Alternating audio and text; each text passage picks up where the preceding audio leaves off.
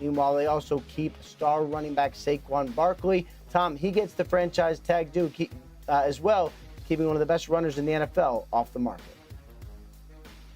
And Ian, we'll wait for the full details on Daniel Jones' contract. But besides the advantage, obviously, being able to franchise tag Saquon Barkley and prevent him from getting onto the market, it's also important to remember when you franchise tag a player, that entire $32 million plus in the case of Daniel Jones would have been sitting on this year's salary cap. With a multi-year deal, the 4-year, $160 million pact plus $35 million in incentives. Usually the first-year cap number is substantially lower because you can prorate a signing bonus.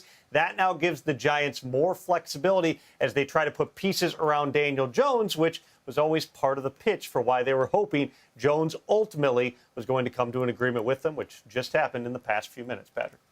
Or Bridget. Dang it. We switched hosts. That's all right. How about Mike? Would you settle for Mike?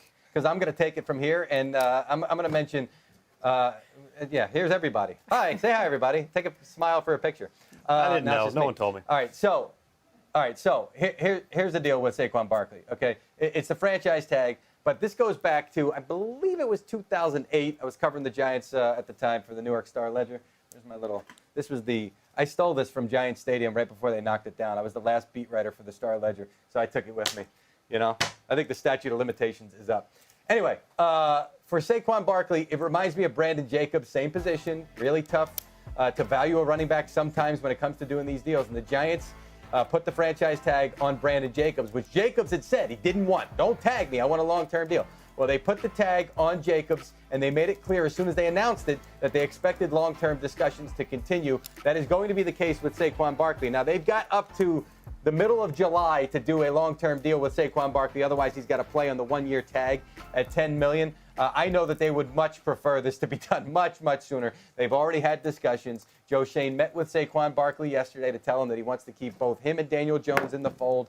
I know that Jones and Barkley have been in talks today between the two of them because these guys love playing with on the same team with each other, and they want to make sure that that continues in 2023. Ian? Oh, hi. I think for Saquon Barkley and for the Giants, I mean, this is obviously he's got the franchise tag, and the window to close and potentially do a deal is July 17th. They have had extensive talks. I know the Giants have a strong offer that's well above the tag. It's not what Saquon has wanted yet, but certainly this is one where theoretically the two sides got together. They could do a deal at some point fairly soon if they wanted to, and there is incentive to do a deal. For Saquon, obviously, a long-term deal gets him what he wants, and for the Giants would get them more cap space. And right now, knowing that Daniel Jones is going to be your franchise guy, knowing that he is going to be there, knowing that he was going to be there for 4 years, you'd like to get him some weapons. Another long-term deal with Saquon, similar to Daniel Jones, open up space and lets Joe Shane, the general manager, spend like he would like. So there's incentive for all sides to get this done.